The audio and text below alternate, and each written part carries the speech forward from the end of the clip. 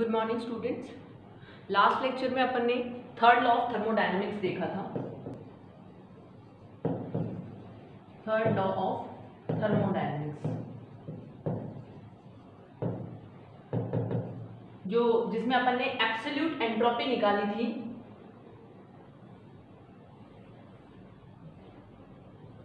जिसमें अपन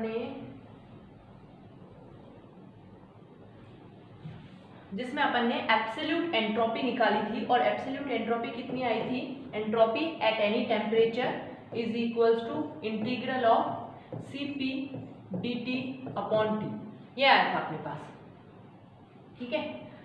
इसको भी मैं dt ऐसे लिख लूँ, ठीक है। तो देखो इसको अपन कैसे लिख सकते हैं? St is equals to integral of Cp d ln T। इस तरीके से भी आप इस dt अपॉन टी को लिख सकते हो, d ln T।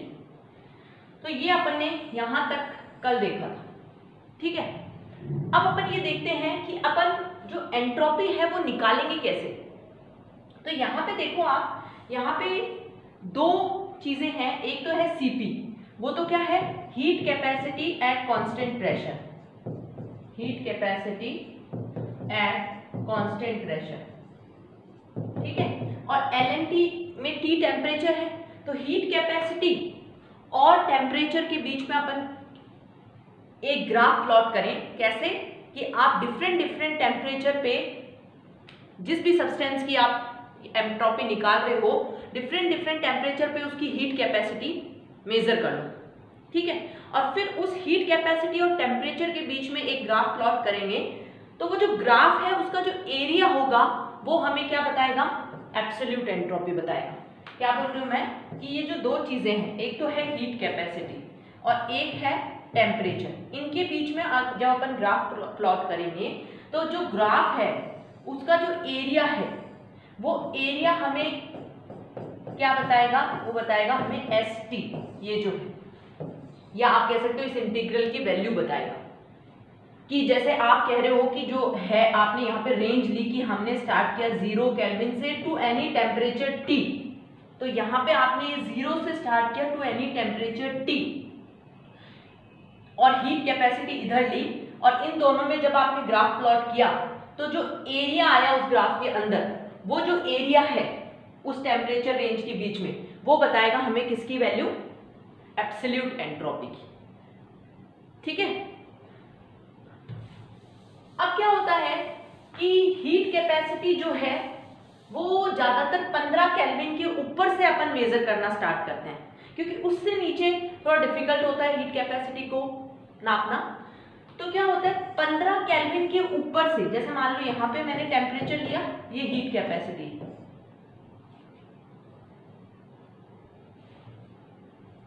ये हीट कैपेसिटी है, ठीक है। मान लो यहाँ तक ये 15 केल्विन, तो 15 केल्विन के ऊपर से जब आप इसको करोगे तब तो देखो क्या आएगा। ये मान लो ये ग्राफ आ गया 15 केल्विन से, फिर आप जिस टेम्परेचर तक देखना चाहते हो वहां तक ये ग्राफ आ गया, ठीक है।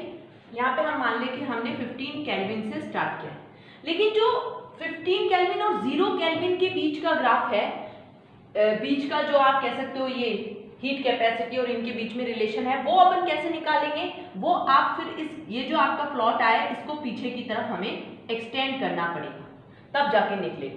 और ये जो टोटल एरिया आया इसके अंदर, वो हमें क्या बताएगा? किसके बारे में बताएगा?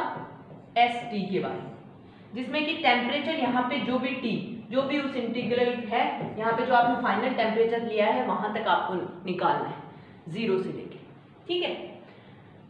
ठीक है, तो अपना जो इंटीग्रल है उसको अपन ऐसे भी तो लिख सकते हैं। देखो अपन ने लिखा ST is equals to Cp dt upon T, ठीक है। ये अपन ने लिखा मान लो 0 से T, 0 केल्विन से T केल्विन। लेकिन अभी हम कह रहे हैं कि हम 15 केल्विन तक की जो हीट कैपेसिटी है उसको आप मेजर नहीं कर सकते, ठीक है। तो उसके लिए आप क्या करोगे? उसके लिए एक साइंटिस्ट था डिबाय नाम का, जिसने लो टेम्परेचर पे, at low temperature heat capacity को मेजर किया था, ठीक है। एट लो टेम्परेचर उसने हीट कैपेसिटी को मेजर किया था सॉलिड्स के लिए। उसने क्या वैल्यू बताई थी? उसने बताई थी Cp is equal to At⁻3। ये उसने हीट कैपेसिटी की वैल्यू बताई थी फॉर लोअर टेम्परेचर। जैसे आप 0 से 15 केल्विन के बीच में जो हीट कैपेसिटी की वैल्यू है वो ये ले सकते हो। ठीक है, तो आप इस इंटीग्रल को फिर क्या करोगे? इस इंटीग्रल को आप दो में डिवाइड कर लो। कैसे? कि एक इंटीग्रल तो हो गया कहां से कहां, 0 केल्विन से आप ये कह सकते हो 15 केल्विन तक। ठीक है, वो तो हो गया। Cp की जगह मैं At³ लिख सकती हूं dt अपॉन, ठीक है, dt अपॉन t, प्लस दूसरा जो इंटीग्रल हो जाएगा वो हो जाएगा 15 केल्विन से टू द टेम्परेचर जहां तक आप चाहते हो Cp dt। तो आपको ये जो इंटीग्रल है ये दो में निकालना पड़ेगा, क्योंकि लोअर टेम्परेचर पे हम हीट कैपेसिटी को एग्जैक्टली मेजर नहीं कर पाते, 15 केल्विन के बाद मेजर कर पाते हैं। तो 15 केल्विन के बाद तो आप ग्राफ आराम से प्लॉट कर सकते हो हीट कैपेसिटी और टेम्परेचर के बीच में इनकी वैल्यूज निकाल के कि किस टेम्परेचर पे कितनी हीट कैपेसिटी, और फिर ग्राफ बना लो। लेकिन उससे कम ग्राफ को आपको पीछे एक्सटेंड करना पड़ेगा। तो और वो जो पीछे वाली जो लोअर टेम्परेचर पे हीट कैपेसिटी है वो एक साइंटिस्ट ने बताई थी, डिबाय नाम के साइंटिस्ट ने, वो उसकी वैल्यू होती है At⁻3। तो उस हीट कैपेसिटी को यूज करते हुए हमने जो थर्ड लॉ से अपन ने जो निकाली है एब्सोल्यूट एंट्रोपी, इसका इंटीग्रल होता है, उसको अपन ने दो में डिवाइड किया है कि आप कैलकुलेट कैसे करोगे। क्योंकि यहाँ हीट कैपेसिटी तो देखो चाहिए होती है, तो लोअर टेम्परेचर पे तो आप हीट कैपेसिटी की ये वैल्यू यूज कर लो, और फिर 15 केल्विन के बाद का जो टेम्परेचर है उसमें फिर आप इस इंटीग्रल को सॉल्व कर लो। तो आपको ओवरऑल आप क्या निकाल सकते हो? एब्सोल्यूट एंट्रोपी कैलकुलेट कर सकते हो। ठीक है, तो देखो ये ग्राफ जो है ये सिर्फ एक थ्योरेटिकल में आप इस चीज को समझा सकते हो कि जब मैं Cp और ln के बीच में ग्राफ प्लॉट करूंगी तो जो आपका एरिया आएगा कर्व के अंडर, वो एरिया जो है वो एरिया किसके इक्वल होगा? एब्सोल्यूट एंट्रोपी के इक्वल होगा। और उस एरिया में जो टेम्परेचर की रेंज होगी वो वही होगी जो आपने इंटीग्रल लिया है। जैसे अगर आप मान लो यहाँ 0 केल्विन से 230 केल्विन तक जाते हो, तो यहाँ 230 केल्विन तक आप हीट कैपेसिटी और इसके बीच में कर लो, जो भी एरिया आएगा वो एरिया एब्सोल्यूट एंट्रोपी के इक्वल। ठीक है, अब देखो, अब मेन इंपॉर्टेंट चीज ये है कि ये तो अपन ने थ्योरेटिकल पढ़ लिया है कि ये जो इसके इक्वल होता है, जो अपना इंटीग्रल है उसको अपन को दो में डिवाइड करना पड़ता है, क्योंकि हायर टेम्परेचर पे ही अपन हीट कैपेसिटी निकाल सकते हैं, लोअर पे मुश्किल होता है। तो अपन को सीधा डिबाय का, जो डिबाय ने कैलकुलेट किया हुआ है At³, वो हीट कैपेसिटी के लिए यूज करना पड़ेगा। अब देखो, इसको अपन न्यूमेरिकल्स में कैसे या किस तरीके से यूज करके न्यूमेरिकल सॉल्व करेंगे, ठीक है, वो मैं आपको बता रही हूँ। ठीक है, तो आप एक टॉपिक है आपके सिलेबस में, calculation of absolute entropy. Absolute entropy का पता लगाना from heat capacity data, heat capacity वाले डाटा से। तो ये वही टॉपिक के अंदर चल रहा है। आप इस चीज को थर्ड लॉ में भी बता सकते हो और आप इस टॉपिक के अंदर भी बता सकते हो। कैलकुलेशन ऑफ एब्सोल्यूट एंट्रोपी मतलब ये फ्रॉम हीट कैपेसिटी डाटा। और मैंने अभी तक ये बताया कि लोअर टेम्परेचर में आप सीधी वैल्यू यूज करोगे और हायर टेम्परेचर में फिर आप ये इंटीग्रल सॉल्व कर दोगे। तो देखो सॉल्व कैसे करेंगे, अपन एक एग्जांपल से सॉल्व करते हैं कि मान लो एक गैस है, ठीक है, और वो गैस T टेम्परेचर पे है, ठीक है, और हम चाहते हैं कि जब वो गैस T टेम्परेचर पे हो तब आप उसकी एब्सोल्यूट एंट्रोपी निकालो। ठीक है, तो अब देखो अपन को एब्सोल्यूट एंट्रोपी जो निकालनी है वो निकालनी यहीं से ही है। तो आप जब भी किसी भी सब्सटेंस की एब्सोल्यूट एंट्रोपी को करोगे ना कैलकुलेट, तो आप स्टार्ट हमेशा 0 केल्विन से ही करोगे, 0 केल्विन से स्टार्ट करके और फिर आप पीछे तक मतलब आगे तक जाओगे टेम्परेचर बढ़ाते बढ़ाते। ठीक है, तो आप ये देखो, जैसे अपन 0 केल्विन से जब पहली स्टेप अगर हम लें कि ये गैस जो है वो 0 केल्विन पे तो सॉलिड होगी, तो अगर गैस तक पहुंचाना है तो आपको देखो बीच में सॉलिड से लिक्विड भी बनेगा, लिक्विड से गैस भी बनेगा, तो फेज ट्रांजिशन भी होगा, वो सारी चीजें इंक्लूड करते हुए जो है वो ST निकलेगा। तो सबसे पहले मान लो ये गैस 0 केल्विन पे, चाहे आपका कुछ भी दे रखा हो, आपको चीज को 0 केल्विन से स्टार्ट करना है, मतलब आप सॉलिड से ही स्टार्ट करोगे, ठीक है, चाहे लिक्विड दे रखा हो लेकिन आप सॉलिड से स्टार्ट करके उस लिक्विड पे पहुंचोगे।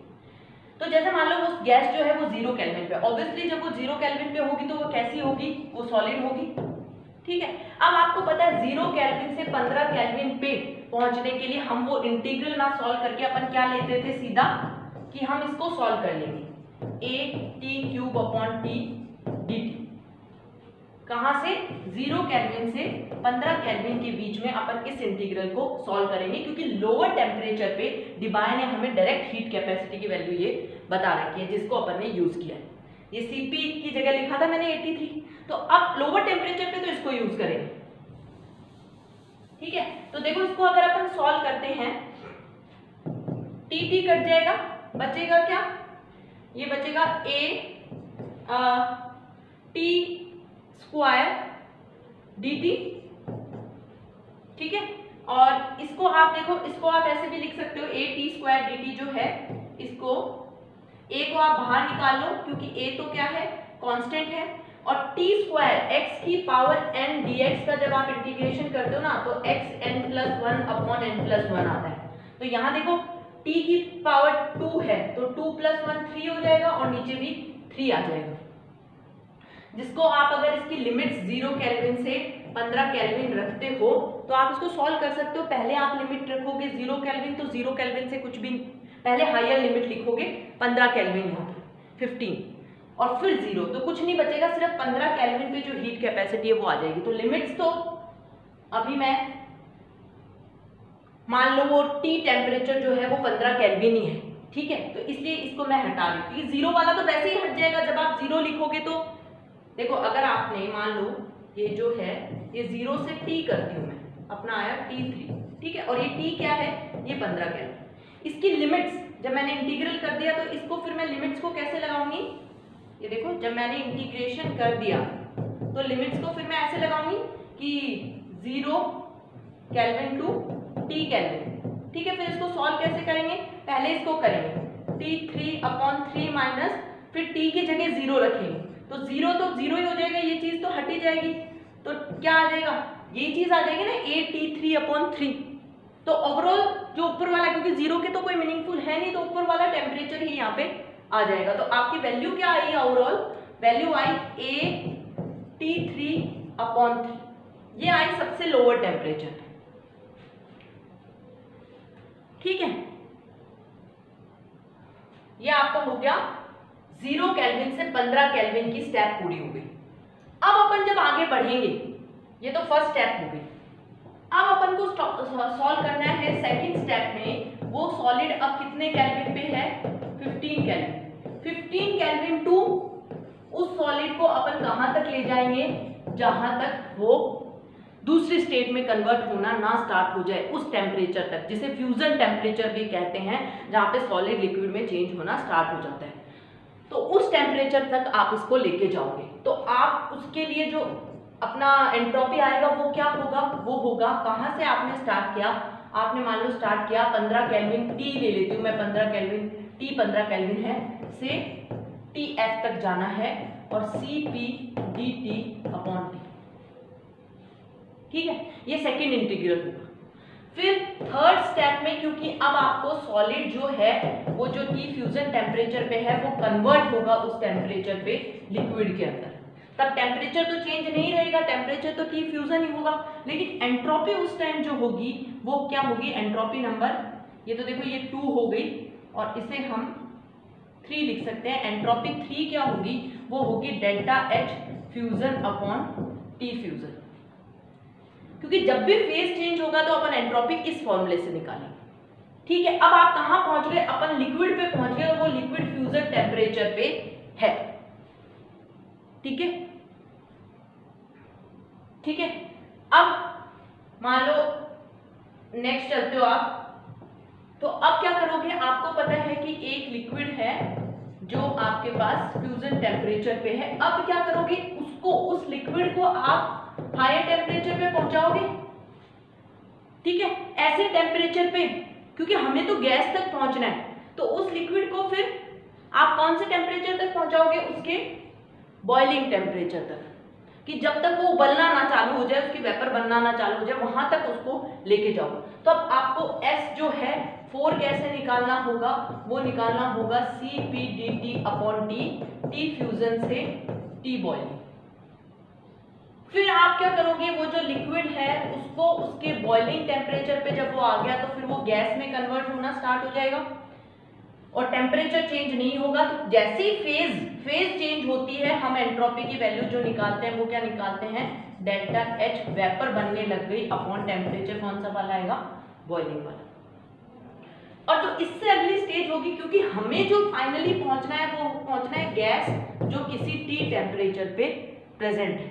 ठीक है, तो अब ये गैस अभी तो T बॉइलिंग पे है, अब आप इस गैस जो कि बॉइलिंग टेम्परेचर पे है इसको हीट करो ताकि वो T टेम्परेचर पे पहुंच जाए। तब आप उसका इंटीग्रल कैसे निकालोगे, ये इस तरह से कि T बॉइलिंग से हमें T पे पहुंचाना है, Cp/dt/T। मेरी बात समझ में आई? देखो अपन ने कहां से स्टार्ट किया, हमने बोला कि एक गैस है जो T टेम्परेचर पे है और हमें उसकी एब्सोल्यूट एंट्रोपी निकालनी है। तो सबसे पहली चीज, आप जब भी न्यूमेरिकल स्टार्ट करोगे आप 0 से स्टार्ट करोगे कि वो 0 केल्विन पे है। तो मान लो ये गैस जो है वो 0 केल्विन पे थी पहले, तो 0 केल्विन पे वो सॉलिड होगी। तो हम ये कह रहे हैं कि लोअर टेम्परेचर पे हीट कैपेसिटी की वैल्यू अपन डिबाई वाली लेते हैं। तो यहां से यहां तक तो अपन पहले ये लेंगे AT3 वाला, तो ये हो गया ST AT3 वाला अपन ने लिख दिया और इसको सॉल्व किया अपन हमेशा 15 केल्विन तक, तो ये होगा लोअर टेम्परेचर पे। फिर ये जो सॉलिड था वो 15 केल्विन पे पहुंच गया। अब उसके बाद में क्या करेंगे, उस सॉलिड को 15 केल्विन से अपन वहां तक ले जाएंगे जहां पे सॉलिड का क्या हो, फ्यूजन टेम्परेचर, सॉलिड अपनी फेज चेंज करने ले जाए, उसका अपन ने सेकेंड एंट्रोपी लिख दी। फिर फ्यूजन टेम्परेचर पे फेज चेंज होगा, वो लिक्विड में बदलेगा, उसकी थर्ड एंट्रोपी लिख दी। फिर लिक्विड जो है अभी तो फ्यूजन टेम्परेचर है, उसको बॉइलिंग पॉइंट तक ले जाएंगे, तो ये लिख दी। जैसे ही फेज चेंज, क्योंकि बॉइलिंग पे ले जाएंगे, बॉइल होने लग जाएगा तो फिर फेज चेंज होगा, ये फेज चेंज की ये एंट्रोपी लिख दी। और लास्ट में क्योंकि हमें गैस को T टेम्परेचर तक पहुंचाना था तो टेम्परेचर ऐसे बढ़ा देंगे, ये लास्ट एंट्रोपी। तो टोटल 6 एंट्रोपी हो गई है, S1 + S2 + S3 + S4 + S5 + S6। ये 6 एंट्रोपीज को जब आप प्लस कर लोगे ना, तब आपकी गैस एट T टेम्परेचर पे क्या एंट्रोपी है उस गैस की, वो निकल के आएगी। लेकिन आपको करना 0 से स्टार्ट है। जब वो सॉलिड थी फिर उसको एक टेम्परेचर पे पहुंचाया, फिर फेज कन्वर्ट किया, फिर जो फेज आया उसको एक टेम्परेचर पे पहुंचाया, फिर उसका फेज गैस तक पहुंचना है जैसे नॉर्मली होता है। ठीक है, अगर मान लो ये क्वेश्चन होता कि आपको, अगर मान लो ये क्वेश्चन होता कि आपको एक सॉलिड को T टेम्परेचर तक पहुंचाना है, ठीक है, मान लो 273 केल्विन टेम्परेचर तक पहुंचाना है, तो आप कितनी स्टेप करते? मान लो मैक्रोनी की क्वेश्चन होता कि सॉलिड को 273 केल्विन टेम्परेचर पे कितनी एंट्रोपी होगी ये निकालना, तो आप क्या करते? फर्स्ट स्टेप तो करते, ठीक है। सेकेंड स्टेप जो आपकी होती वो होती 15 केल्विन से उस सॉलिड को कहां पहुंचाते? 273 केल्विन पे, खत्म हो जाती क्योंकि सॉलिड पे बात खत्म हो गई। अगर मान लो लिक्विड को 273 तक पहुंचाना है या लिक्विड को किसी टेम्परेचर तक पहुंचाना है, तो फिर पहले ये तो करते, ये लिक्विड बनाते, और फिर अगली स्टेप जो है ये लिक्विड बनता है यहाँ पे, और अगली स्टेप में फिर ये लिक्विड को उस टेम्परेचर तक पहुंचा देते जहां तक पहुंचाना है। तो स्टेप आपको ही खत्म करनी है क्वेश्चन के अकॉर्डिंग, हमेशा गैस तक थोड़ा ना पहुंचना है, कभी वो लिक्विड का करवाएगा कभी वो गैस का करवाएगा, उसके अकॉर्डिंग। ठीक है, तो देखो आज के लेक्चर में जो मैंने बताया उसका कंक्लूजन ये है कि हीट कैपेसिटी और टेम्परेचर से अपन एब्सोल्यूट एंट्रोपी निकाल सकते हैं। अपन ने एक ग्राफ भी बनाया जिसमें एक तरफ अपन ने हीट कैपेसिटी ली और एक तरफ LNT लिया। ठीक है, उस ग्राफ को जब अपन, अपने पास हीट कैपेसिटी की भी वैल्यू होंगी एट पर पर्टिकुलर टेम्परेचर, और अगर अपन उसका ग्राफ बनाएंगे तो जो एरिया आएगा ग्राफ का वो किसके इक्वल होगा, वो ST उस एब्सोल्यूट एंट्रोपी के इक्वल होगा। ठीक है, फिर अपन ने बोला कि जो लोअर टेम्परेचर है उस पे हीट कैपेसिटी, एक साइंटिस्ट है डिबाय जिन्होंने कैलकुलेट की है सॉलिड के लिए, और उसकी वैल्यू है T की पावर क्यूब। उसको अपन ने यूज किया और 0 से 15 केल्विन पे के लिए उसी को यूज करके अपन ने उस इंटीग्रल को सॉल्व किया, और 15 केल्विन के आगे अभी मैंने जो स्टेप्स बताई उस तरीके से आप सॉल्व करो। जहां पे भी फेज का ट्रांजिशन होगा जो कि बॉइलिंग पॉइंट या फ्यूजन टेम्परेचर पे होता है, तो फेज के ट्रांजिशन पे आप हमेशा उसको इस तरह से लिखोगे डेल्टा H, एंथैल्पी को यूज करते हुए सॉल्व करोगे, डेल्टा H अपॉन जिस टेम्परेचर पे फेज ट्रांसफर हो रहा है। और अगर फेज वही है, टेम्परेचर का चेंज हो रहा है, तो फिर आप इंटीग्रल जहां से जहां तक आपको जाना है। ठीक है, तो इसके ऊपर न्यूमेरिकल ही एक न्यूमेरिकल है। ठीक है, इस न्यूमेरिकल में आप देखो calculate absolute entropy for converting 1 mole of water vapour eight 100 degree. उल्टा चालू करवा रहा है अपन से। अभी मैंने जो गैस वाला एग्जांपल आपको समझाया था उसमें अपन ने क्या किया था कि अपन को गैस का निकालना है। ठीक है, यहां पे ये क्या कह रहे हैं कि 1 एब्सोल्यूट एंट्रोपी निकालो फॉर कन्वर्टिंग वाटर से आप आइस पे पहुंच रहे हो। और अपन हमेशा क्या करते थे कि अपन को स्टार्ट कहां से करना है, सॉलिड से करना है, और सॉलिड से वाटर वेपर की तरफ जाना है। उसकी स्टेप्स देखी थी अपन ने, लेकिन ये क्वेश्चन उल्टा है। यहाँ पे वाटर वेपर है ऑलरेडी और आप आइस तक जाओ, तो उल्टा प्रोसेस भी करा सकते हो। बस आपको ध्यान क्या रखना है कि जब फेज ट्रांजिशन होता है ना, कि सॉलिड से मान लो ये लिक्विड बन रहा है, तो ये फ्यूजन टेम्परेचर पे ही बनेगा। ठीक है, देखो जब आप टेम्परेचर बढ़ाते हो तब तो बनता है लिक्विड, लेकिन टेम्परेचर बढ़ने पे फ्यूजन टेम्परेचर रहता है, लेकिन हीट जो थी, हीट तो देनी पड़ेगी ना उस टाइम पे भी। मान लो 100 डिग्री पे पानी जो बर्फ है वो पानी में कन्वर्ट हो रही है, या वाटर जो है 100 डिग्री पे जो वाटर है वो किसमें, वाटर वेपर में कन्वर्ट हो रहा है। लेकिन 100 डिग्री के ऊपर बॉइलिंग पॉइंट तो 100 डिग्री होता है, लेकिन 100 डिग्री पे ऐसा थोड़ा है कि आप टेम्परेचर नीचे से देना बंद कर दोगे। हीट तो आपको देनी पड़ेगी। वो हीट जो है वो टेम्परेचर नहीं बढ़ाती, लेकिन क्योंकि वो कंटिन्यूसली किस काम में आती रहती है, फेज चेंज करने की। इसीलिए तो इक्विलिब्रियम में टेम्परेचर कांस्टेंट रहता है, टेम्परेचर नहीं बढ़ता, क्योंकि वो टेम्परेचर को जो हीट मिल रही है नीचे से वो डायरेक्टली लेटेंट हीट कहते हैं उसे, वो डायरेक्टली फेज चेंज के काम आती है। ठीक है, तो अगर आप हीट देते हो तो आगे की तरफ जो फेज है उसमें कन्वर्ट हो जाएगी। लेकिन अगर मान लो आपने टेम्परेचर डिक्रीज कर दिया या आप बढ़ा नहीं रहे, एक ही बात है, या तो बढ़ाओ मत या कम कर दो, तो लिक्विड से वापस किस में आ जाएगी, सॉलिड में आ जाएगी। तो ये जो अपन लिखते थे ना, entropy delta H vaporisation upon जैसे बॉइलिंग पॉइंट पे वेपर बनता है, जैसे ही हम फॉरवर्ड जाते हैं, ये अगर आप मान लो सॉलिड से ना जाके यहाँ पे वाटर से वाटर वेपर ही ले लो, कि अगर आप वाटर से वाटर वेपर जाते हो, फॉरवर्ड जाते हो, तो ये चीज होगी प्लस जब आप टेम्परेचर बढ़ा रहे हो तो। लेकिन अगर आप उल्टा आ रहे हो, वाटर वेपर से वाटर की तरफ आ रहे हो, तो इसी चीज को क्या कह देते हैं अपन, कि ये चीज होती है नेगेटिव। तब तो एनर्जी देनी पड़ती है, लेकिन उस प्रोसेस में एनर्जी क्या होती है, निकलती है। यहाँ पे वाटर से वाटर वेपर जाओगे तब तो ये जो फेज होगा उसका जो डेल्टा H अपॉन V होगा वो पॉजिटिव होगा, लेकिन अगर आप उल्टा जाते हो तो वो चीज नेगेटिव। ये इस न्यूमेरिकल में देखो अभी काम आएगा। तो देखो इस न्यूमेरिकल की बात करें तो यहाँ इसने बोला है कि एब्सोल्यूट एंट्रोपी निकालो 1 मोल ऑफ वाटर वेपर को कन्वर्ट किसको करना है, वाटर वेपर को 1 मोल, 1 मोल वाटर वेपर को किस में कन्वर्ट करो, जो कि किस पे है, जो कि 100 डिग्री पे है। ये देखो 1 मोल ऑफ वाटर वेपर है 100 डिग्री, उसको आइस में करना है।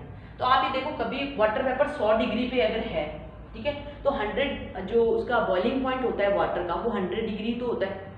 इसका मतलब इसी टेम्परेचर पे हम इसकी फेज ट्रांसफर कर सकते हैं सबसे पहले, क्योंकि 100 डिग्री पे वाटर का बॉइलिंग पॉइंट होता है, और बॉइलिंग पॉइंट पे इक्विलिब्रियम अटेन हो जाता है वाटर वेपर और वाटर के बीच में। ठीक है, तो यहाँ पे हमें वाटर मिल जाएगा यहाँ से, जिसका भी टेम्परेचर कितना होगा, 100 डिग्री। अब दूसरी स्टेप में अपन को उस पानी से, वो जो वाटर मिला उससे कहाँ तक जाना है, आइस। भाई वाटर जो है वाटर जो है वो उल्टा चल रहा है, वाटर आइस में बन जाता है कितने पे, 0 डिग्री पे, लेकिन अभी ये 100 डिग्री पे, ठीक है। तो 100 डिग्री से इसको आइस पे ले जाते हैं, कितने पे है आइस, 0 डिग्री पे। और फिर वो जो आइस है वो 0 डिग्री पे, अब जो तीसरा पॉइंट होगा वो क्या होगा कि ये जो आइस है वो 2 स्टेप्स तो हो गए, तीसरी स्टेप क्या होगी, हमें क्योंकि सॉरी यहाँ पे देखो ये वाटर अब 100 डिग्री पे आ गया, ठीक है। तो अब जो वाटर है जो 100 डिग्री पे था उसको हमें किस पे ले जाना है, हमें ले जाना है उसको आइस पे।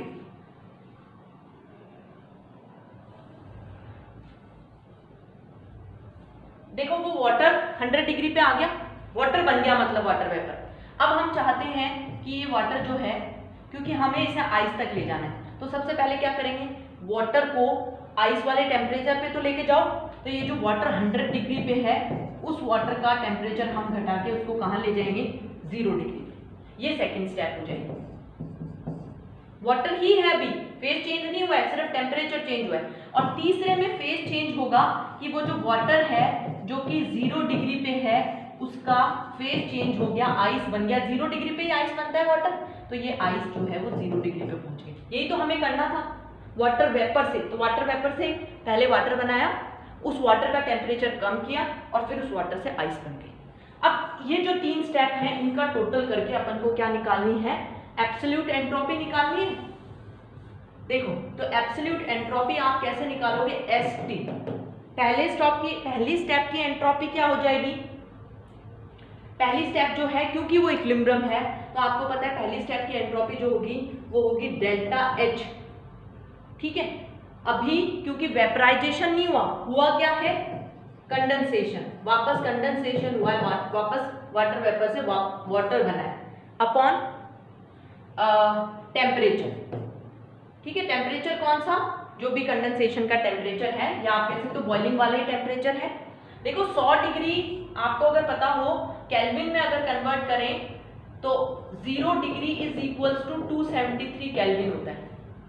और 100 डिग्री को अगर केल्विन में कन्वर्ट करते हो तो 273 प्लस कर दो तो 100 degree is equals to 373 kelvin हो जाएगा। तो यहाँ पे क्योंकि 100 डिग्री था तो कितना केल्विन आ जाएगा, 373 केल्विन आ जाएगा। और डेल्टा एच वेपराइजेशन या डेल्टा एच कंडेंसेशन वो क्या आ जाएगी वैल्यू, ये वाली आ जाएगी 540। और अभी मैंने बताया कि जब उल्टा जाते हैं तो अपन माइनस का साइन लगाते हैं। एक चीज और है यहाँ पे, यहाँ 1 मोल वाटर वेपर कन्वर्ट हो रहा है वाटर में, और हमें जो वैल्यूज दी गई हैं वो पर ग्राम की दी गई हैं, हीट ऑफ वेपराइजेशन कैलोरी पर ग्राम। तो 1 ग्राम की दी गई है 540, लेकिन वाटर 1 मोल वाटर 18 ग्राम होता है, तो 18 से अपन को इसको मल्टीप्लाई करना पड़ेगा 1 मोल का निकालने के लिए। 1 मोल का 1 मोल ऑफ वाटर वेपर था तो 18 से, तो ये अपना आ जाएगा फर्स्ट स्टेप का। सेकेंड स्टेप की एंट्रोपी जो आएगी वो आएगी इंटीग्रल। कहाँ से, देखो 100 डिग्री से 0 डिग्री पे जा रहा है तो 100 डिग्री मतलब 373 केल्विन और 0 डिग्री मतलब 273 केल्विन, ठीक है। सीपी हीट कैपेसिटी आपको पता है 1 है, 1 कैलोरी, जिसको आपको पर ग्राम है तो उसको भी 1 मोल के लिए 18 ग्राम हो जाएगा। वाटर है तो वाटर का 18 ग्राम ही होता है, ठीक है, निकालोगे आप तो सीपी और ये dt अपॉन टी, यही तो सीपी तो मैंने लिख दिया और dt अपॉन टी। और तीसरा इंटीग्रल जो हो जाएगा उसमें भी फेज कन्वर्जन हो रहा है जो कि delta H fusion upon T है, लेकिन उल्टा जा रहे हैं, वाटर से आइस जा रहे हैं तो माइनस आ जाएगा। और यहाँ पे आप फ्यूजन टेम्परेचर ले लो जो आपको दे रखा है 80 है, तो इसकी जगह तो क्या हो जाएगा, देखो ऊपर 80 है और 18, और फ्यूजन टेम्परेचर कितना है 0 डिग्री, जिसके लिए अपन 273 लेते हैं। तो ये तीनों प्रोसेस की अपन ने ये एंट्रोपी निकाल दी, इन तीनों को आप प्लस कर लो तो आपका क्वेश्चन जो है वो सॉल्व हो जाएगा। क्या है ये देखो, ST is equals to -540 into 18 upon 373 kelvin. ये तो मैंने ग्राम लिखा है, इसको लिखना जरूरी नहीं, प्लस 18 dt अपॉन टी आपको पता है ln t होता है, और जिसको भी आप ln को अगर हटाना चाहो तो log t होता है, log t। और जिसमें आप लिमिट्स लगा सकते हो कहां से, 373 से 273, उसको सॉल्व कर लो आप, जो हो जाएगा log 273 माइनस log 373। पहले ये लिखेंगे फिर ये लिखेंगे। और तीसरा वाला है 80, माइनस है इसके सामने 80, ये देखो माइनस यहाँ लगा हुआ है, 80 इंटू 18/2। तो इसको अगर आप सॉल्व कर लेते हो तो जो आपकी एंट्रोपी आएगी वो आएगी कैलोरी, ठीक है, पर केल्विन पर मोल, क्योंकि हमने मोल के लिए ग्राम, 1 ग्राम का हटा के 18 ग्राम का ले लिया था और 18 ग्राम ही 1 मोल वाटर होता है। तो इस तरीके से आपको एंट्रोपी सॉल्व करनी है, सभी स्टेप्स को इंक्लूड करते हुए, ठीक है।